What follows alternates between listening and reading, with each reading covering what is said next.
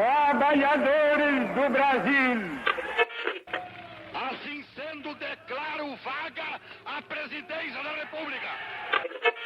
Sejam todas, todos muito bem-vindos a mais um episódio do podcast Mundo História. E nessa semana vou falar com vocês sobre um tema que está fazendo aniversário hoje.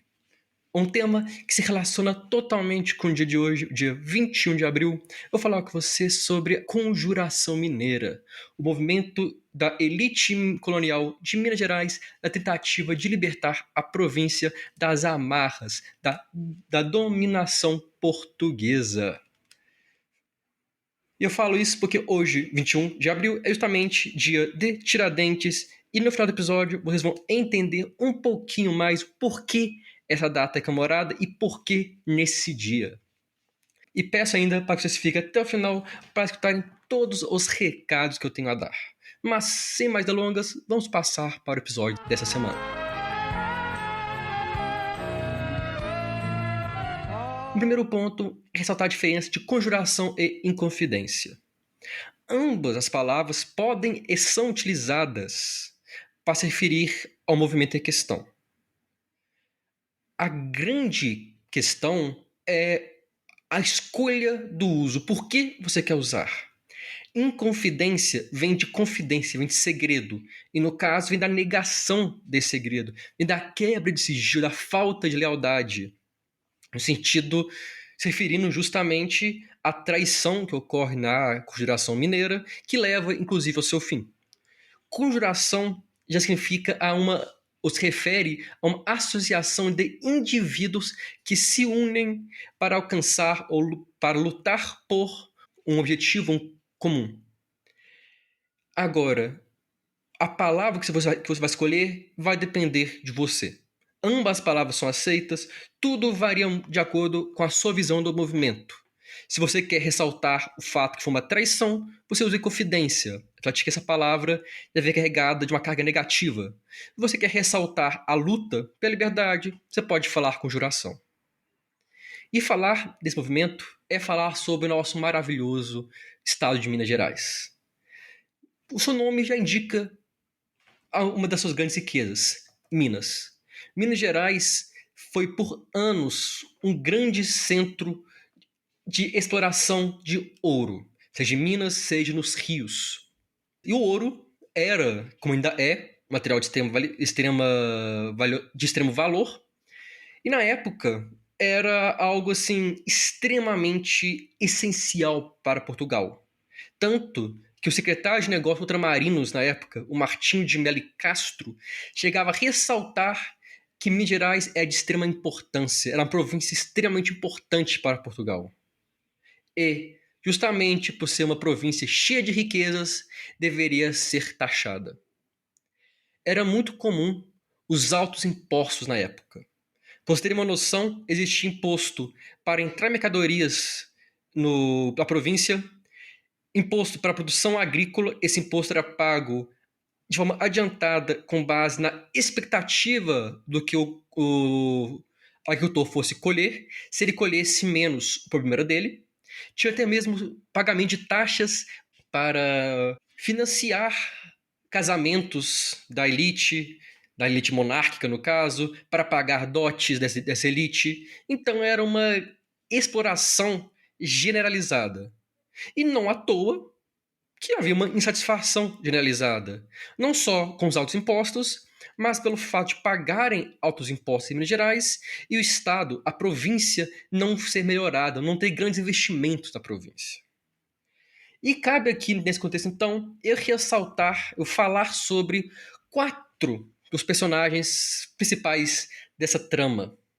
O primeiro é, obviamente, Tiradentes. Joaquim da Silva Xavier, patrono da Polícia Militar de Minas Gerais, um dos símbolos da República Brasileira, e uma figura cercada de mitos e mentiras e inverdades. Tiradentes era filho de agricultores. Seu pai chegou até mesmo a ser vereador da época de São João del Rei. Para ser vereador na época da colônia, você tinha que ser da elite.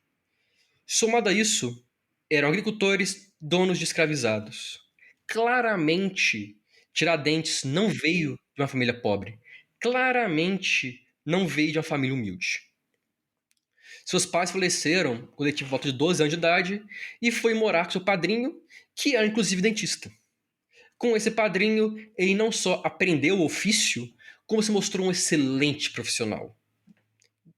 Diziam que ele conseguia arrancar dentes com uma facilidade. Não é à toa que ele foi apelidado de Tiradentes. Ele tinha uma boa condição financeira, até ser preso por conta de uma briga e tendo seus bens confiscados, o que o levou a entrar na 6ª Companhia de Dragões e entrou para a cavalaria do exército, o que também não era um cargo sem prestígio e um cargo com baixos salários. Curiosamente, a sua carreira no exército foi um dos motivos de sua revolta. Ele era brasileiro, e por ser brasileiro, ele não recebia promoções de patente, enquanto os portugueses que ele comandava não só recebiam patentes, como chegavam a o superar.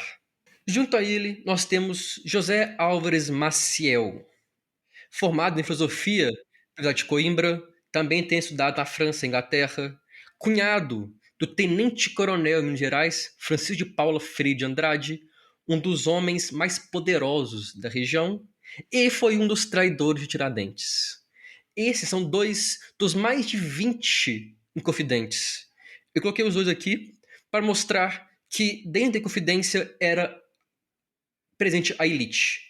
Mas tanto a elite aqui, local de Minas Gerais, como até mesmo aquela elite estudada, aquela elite tida como acadêmica, como elite estudiosa, elite intelectual. A outra figura é Dom Luiz Antônio Furtado de Mendonça, o Visconde de Barbacena, o homem que assumiu o comando da administração de Minas Gerais em 1788 e foi durante o seu mandato que ocorreu a Conjuração Mineira. Era formado em filosofia e leis lá em Coimbra, novamente parte da elite intelectual, e o seu envio para assumir como líder da província foi marcado pelo medo da derrama. Existia, na época, um valor mínimo de ouro que deveria ser entregue por Minas Gerais. Caso os mineradores não conseguissem suprir essa demanda, pagar a quantidade de ouro exigida, os seus bens seriam confiscados para que a diferença fosse paga. E essa ação, que nunca foi realizada de passagem, é chamada de derrama. Ou seja, chegava um outro homem para governar Minas Gerais e junto com ele o medo da elite, que era rica, mas também extremamente endividada, de perder os seus bens ao não conseguirem pagar a cota de ouro. E a quarta figura, mas não menos importante, Joaquim Silvérios Reis.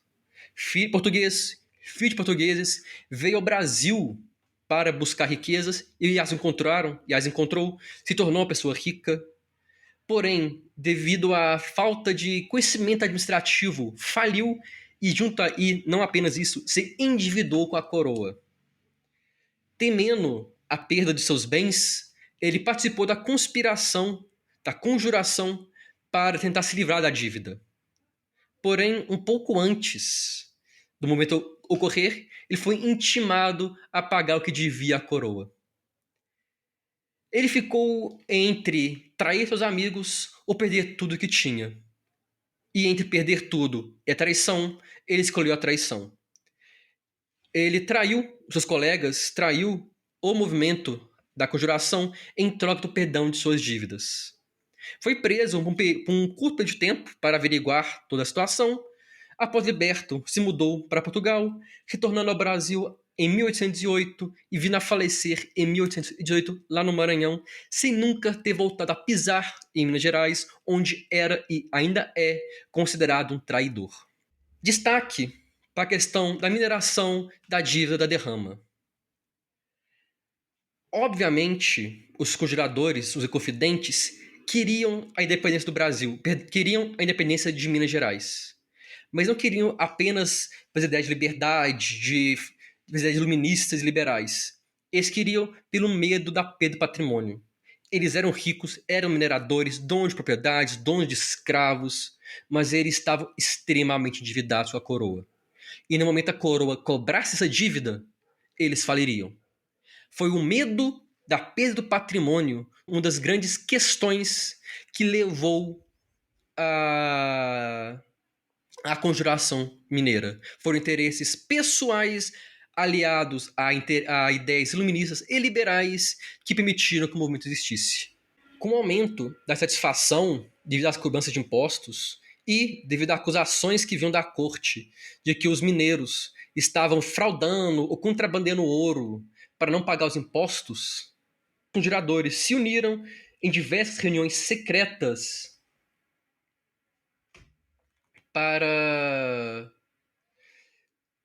conspirar contra a coroa, algo extremamente perigoso. Estava conspirando não apenas contra a figura de Portugal, mas contra a figura real. Era um crime contra a majestade.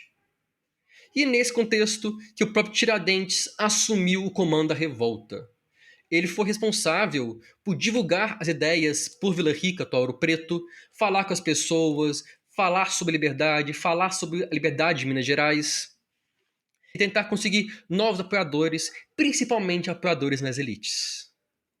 Curiosamente, apesar da conjuração ter sido um movimento secreto, o movimento já era conhecido pelo Visconde Barbacena, mesmo antes da traição de Silvério. Eu quero ressaltar aqui alguns dos desejos dos revoltosos. Como eu falei, se livrarem das dívidas pela dependência de Minas Gerais. Muitos textos, tanto de história quanto de jornalismo, muitos professores, jornalistas, colocam de forma errada, extremamente errada de passagem, que os confidentes lutavam pela independência do Brasil. Isso é mentira. Não existia a ideia de Brasil como uma nação. Eles lutaram pela independência de Minas Gerais. Minas Gerais era o país deles, era a nação deles. Eles queriam Minas Gerais independente sob um regime republicano. Junto com isso, a nação seria industrializada e desenvolvida academicamente pela criação de uma universidade. E um ponto interessante era a manutenção da escravidão. Não havia muito consenso dentro do movimento sobre a abolição ou não da escravidão, mas podemos considerar que ela seria sim mantida caso o movimento tivesse tido sucesso. O movimento se organizava quando o Visconde Barbacena cancelou a declaração de derrama. O plano dos confidentes era que, quando a derrama fosse declarada, eles iriam se revoltar. Sem a declaração dessa, eles perderam força. Eles perderam um dos grandes pontos de sua revolta. Nesse contexto, Tiradentes pediu licença do seu cargo de militar e partiu para o Rio de Janeiro na expectativa de se encontrar com apoiadores e conseguir mais apoio, principalmente da elite carioca, para a revolta e, que sabe, até mesmo conseguir que os cariocas se revoltassem junto e libertassem também Rio de Janeiro. E não teve sucesso. E durante a sua passagem por Janeiro, ele foi abrigado na casa de Domingos Fernandes da Cruz, um conhecido, porém, quando estava na capital brasileira, Joaquim Silvério o traiu e foi determinado à sua prisão. Soldados invadiram a casa de Domingos, onde Tiradentes estava escondido, o renderam e o levaram preso para a Ilha das Cobras. A notícia da prisão de Tiradentes chegou à Vila Rica, levando outros conspiradores a planejar suas fugas. Mas, sob a promessa de não serem presos, decidiram ficar na província e enfrentar o julgamento. Mas, antes de serem detidos, destruíram todo e qualquer documento a respeito da revolta, a respeito da conjuração, de forma a não permitir que provas contra eles fossem recolhidas. Tiradentes ficou preso por meses. Foram necessários diversos interrogatórios, até mesmo a presença de Joaquim Silvério, para que ele admitisse a sua participação na conjuração.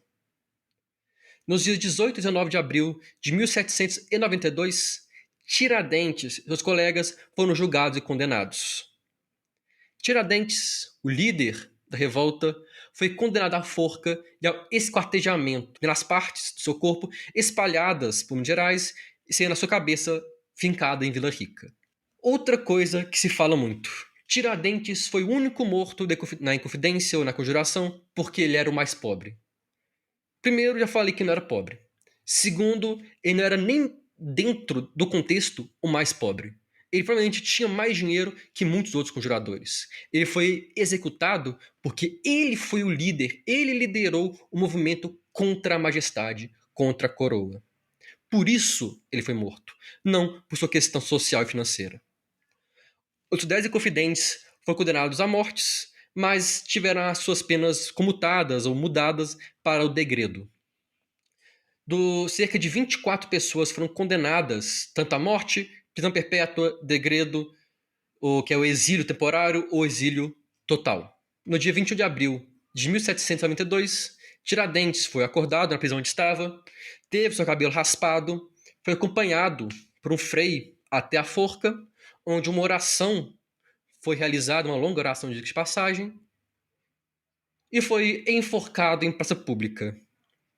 Após sua morte, o seu corpo permaneceu horas pendurado antes de ser retirado da forca e esquartejado. Como determinado, seus membros foram espalhados por Minas Gerais, sendo que a sua cabeça, a que ficou lá em Vila Rica, desapareceu da noite por dia após ser exposta, e nós não temos nenhuma evidência de quem a pegou ou de para onde a levou. Tiradentes e Inconfidência se tornaram símbolos do Brasil. Tiradentes, com a proclamação da República, se tornou basicamente um herói nacional. Quem proclamou a República, lá em 1889, foram os militares. Militares brancos, cristãos, da elite, que lutaram pela liberdade do Brasil.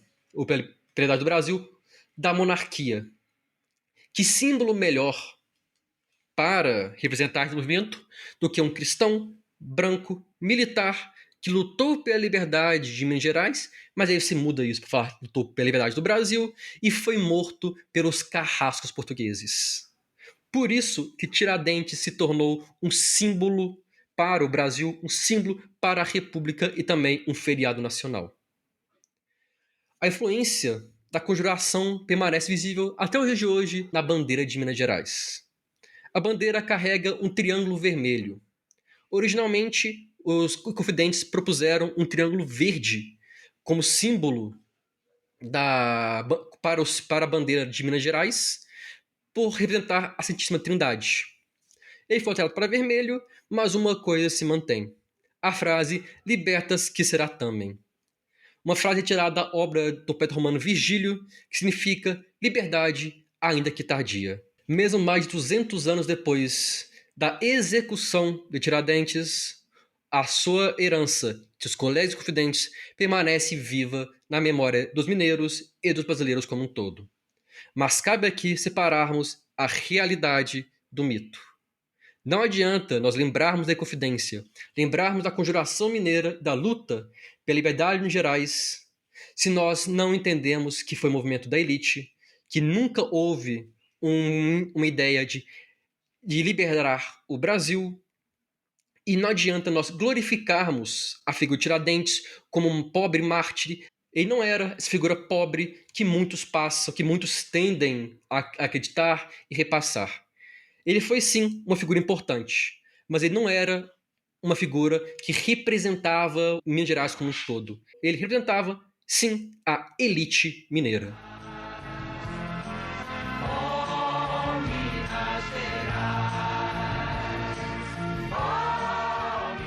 Eu agradeço a todo mundo que estou por estar aqui.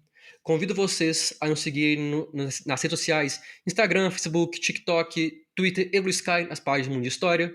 Por meio delas, você sempre estará por dentro quando um novo episódio for publicado. No nosso Instagram, você encontra ainda o link para o nosso Apoia-se, para você, caso tenha interesse e condições, possa financiar o nosso projeto, ajudando que ele continue existindo.